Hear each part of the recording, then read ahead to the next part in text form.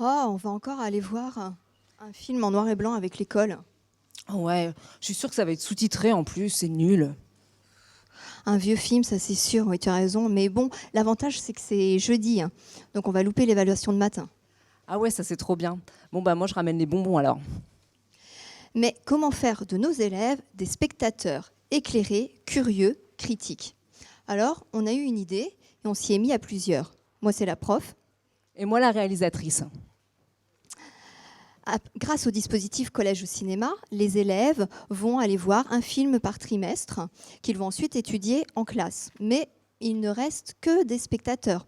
Il fallait donc les rendre plus actifs, créatifs et faire d'eux de jeunes réalisateurs. C'est comme ça que commence l'histoire de Critique numérique. Les élèves vont devoir réaliser une critique filmée à partir de l'un des films de Collège au cinéma. Action. Première étape, première prise. De retour en classe, après avoir assisté à la projection donc dans le cadre de Collège au cinéma, les élèves vont pouvoir échanger leurs différents points de vue. Mais souvent, c'est des réflexions comme « Ah oui, c'était trop drôle quand Cosmos prend la porte » ou « Moi, j'ai préféré la chorégraphie quand ils dansent avec leur parapluie ». Bon, on est d'accord, c'est un peu léger. Alors pour les aider à écrire, à réfléchir à leurs critiques, on leur a montré des critiques filmées de youtubeurs comme Victor Bonnefoy, alias In The Panda. C'est un excellent moyen pour eux de comprendre et de décortiquer une critique en réfléchissant aux différentes étapes.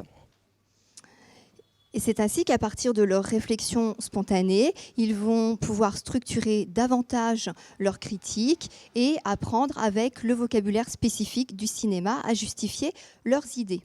Et pour mieux comprendre, rien de mieux que la manipulation. Ils vont pouvoir, à l'aide des caméras, par exemple, comprendre les échelles de plan.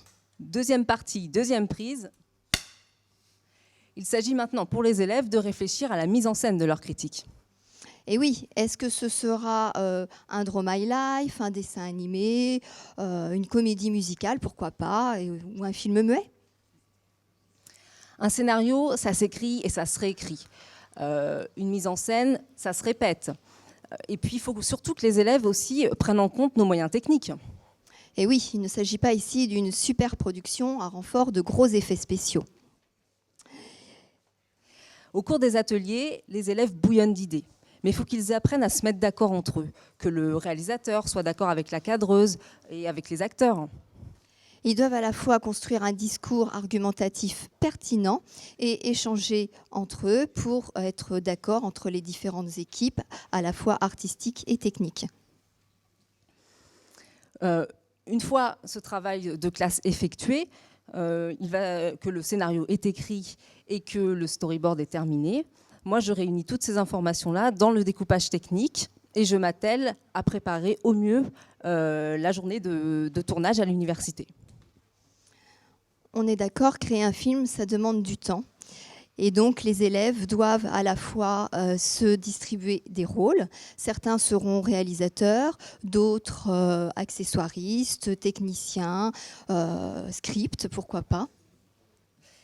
Et à présent, la journée de tournage à l'université. Action, direction l'université de Rennes 2. En effet, nos apprentis réalisateurs sont sous le feu des projecteurs. C'est l'occasion pour eux donc, de découvrir l'université et ses très grands amphis, mais aussi d'échanger avec les étudiants en cinéma qui les encadrent. Chacun et chacune est dans son rôle.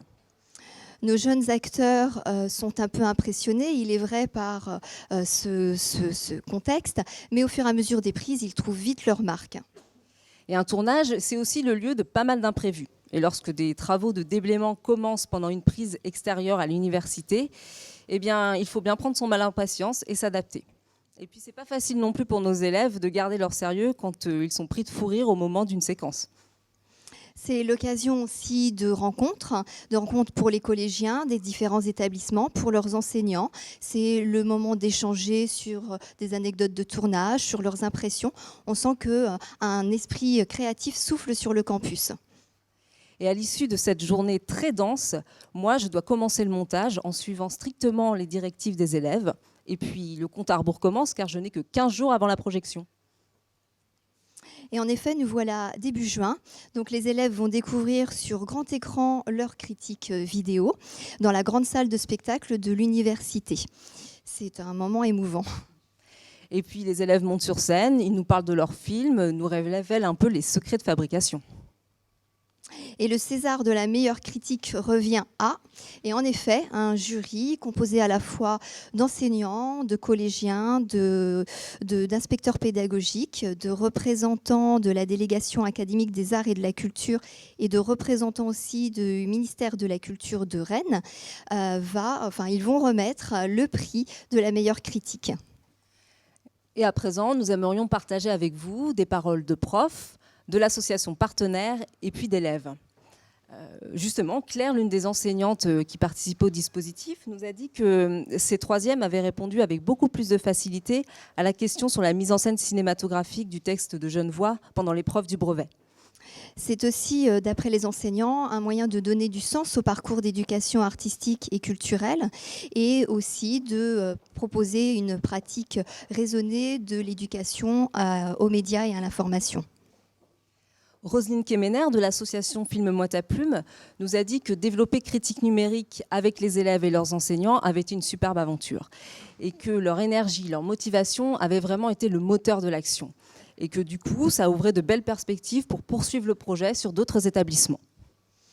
Et pour finir, la parole des élèves. Les élèves donc, ne manquent pas d'adjectifs valorisants puisqu'ils ont trouvé que cette activité ce projet avait été fédérateur, leur avait permis aussi de découvrir les talents des uns et des autres et de mettre en valeur leur travail. Merci à tous.